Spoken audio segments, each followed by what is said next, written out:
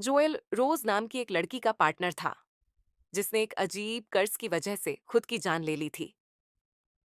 हमें पता चलता है कि जोएल को भी वही कर्ज लगे हुए करीब 6 दिन हो चुके हैं। वह एक गैंगस्टर के घर पर नजर रख रहा होता है। तभी वह देखता है कि उस घर के सामने एक कार आकर रुकती है।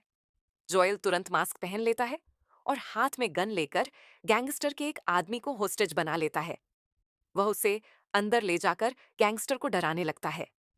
फिर जोएल उस आदमी को चाकू से मार देता है और गैंगस्टर से कहता है कि इसे मरते हुए देखो। लेकिन तभी जोएल और गैंगस्टर के बीच लड़ाई शुरू हो जाती है और इस दौरान गैंगस्टर भी मर जाता है। जोएल रोते हुए कहता है कि तुम मर नहीं सकते, तुम्हें तो ये सब देखना था। लेकिन तब तक बॉस दम तोड़ देता है। इसी दौरान एक लड़का ये सब देख लेता है। वह डरते हुए जोएल से कहता है कि वह तो बस यहाँ ड्रग्स खरीदने आया था, इसलिए उसे मत मारो। जोएल कहता है कि वह उसे नहीं मारेगा और वहां से जाने लगता है। तभी गैंगस्टर के बाकी साथी आ जाते हैं और जोएल अपनी जान बचाकर भागने लगता है। अचानक एक गाड़ी उसे टक्कर मार देती है और उसकी मौत हो जाती है।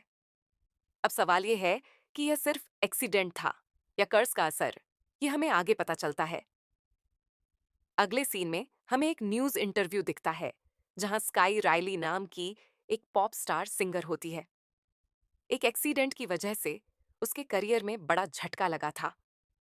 वह अपने फैंस को बताती है कि अपने करियर के दबाव के कारण वह बहुत परेशान रहने लगी थी और मदद लेने की जगह उसने शराब और ड्रग्स लेना शुरू कर दिया था। इससे उसकी मेंटल हालत काफी खराब हो गई थी। उसका एक पीए भी था जिसका नाम जोशुआ था। दोनों मिलकर स्काई को फिर से इंडस्ट्री में वापसी कराने की कोशिश कर रहे थे।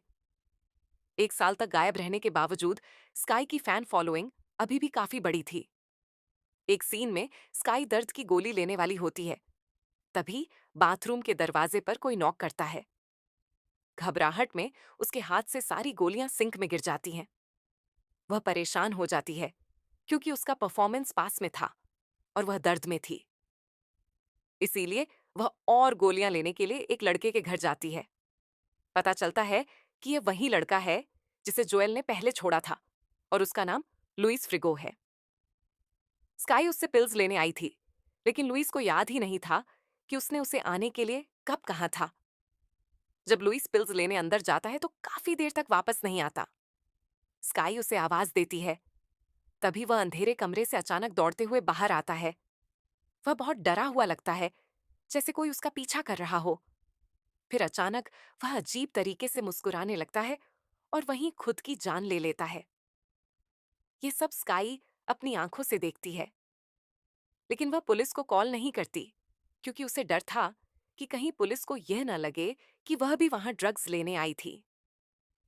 अगले दिन वह अपनी माँ से बात कर रही होती है, जो पहले उसकी बेस्ट फ्रेंड जैसी थी, लेकिन अब दोनों के बीच दूरी आ चुकी थी। तभी उसका दोस्त डेरियस उससे मिलने आता है और उसे एक स्पीच शो में आने के लिए इनवाइट करता है, जो युवाओं के लिए आयोजित किया गया था। स्काई इसके लिए तैयार नहीं होती, लेकिन उसकी माँ इशारे से उसे मान जाने को कहती है, क्योंकि इससे उसके करियर को फायदा हो सकता था। इसके बाद जब स्काई चेंजिंग रूम में होती है, तो उसे एक अनजान नंबर से मैसेज आता है। तभी मिरर में उसे अपने पीछे लुइस का रिफ्लेक्शन दिखाई देता है, जबकि असल में वहां कोई नहीं होता। वह घबरा जाती है और कहती है कि वह ऐसे स्टेज पर नहीं जा सकती। इसके बाद स्काई अपने फैंस को ऑटोग्राफ दे रही होती है। सब कुछ ठीक चल रहा होता है, लेकिन अचानक एक आदमी उससे ऑटोग्राफ मांगता है और अजीब तरीके से मुस्कुराने लगता है। वहीं एक लड़की भी उसे डरावनी स्माइल के साथ घूरती रहती है। यहां साफ हो जाता है कि अब स्काई को भी वही कर्ज लग चुका है। इसके बाद वह पियानो बजाकर गाने लगती है, लेकिन अचानक एक बोतल गिरने की आवाज आती है, जिससे वह डर जाती है। जब वह टूटे कांच को साफ कर रही होती है, तो उसे फर्श पर एक फैन की टी शर्ट दिखाई देती है, जिस पर उसने साइन किया था। आगे बढ़ने पर उसे उस आदमी के जूते और कपड़े दिखाई देते हैं, लेकिन वह आदमी कहीं नहीं होता। वह डरकर भागने लगती है और तभी उसकी दोस्त जेम्मा से टकरा जाती है। स्काई उसे सब कुछ बता देती है। जेम्मा उसे सलाह देती है कि वह लुइस वाली घटना के बारे में पुलिस को कुछ न बताए। क्योंकि इससे उसके करियर पर बुरा असर पड़ सकता है। रात में स्काई को एक डरावना सपना आता है, जिसमें उसे वही पुराना एक्सीडेंट याद आता है। वह डरकर उठ जाती है और कहती है कि उसका दिमाग पूरी तरह उलझ चुका है। अगले दिन रिहर्सल के दौरान भी उसे अजीब चीजें दिखाई देने लगती हैं और वह स्टेज पर गिर जाती है। उसे लगता है कि उसके पैर की चोट वापस आ गई है, जबकि असल में ऐसा कुछ नहीं होता।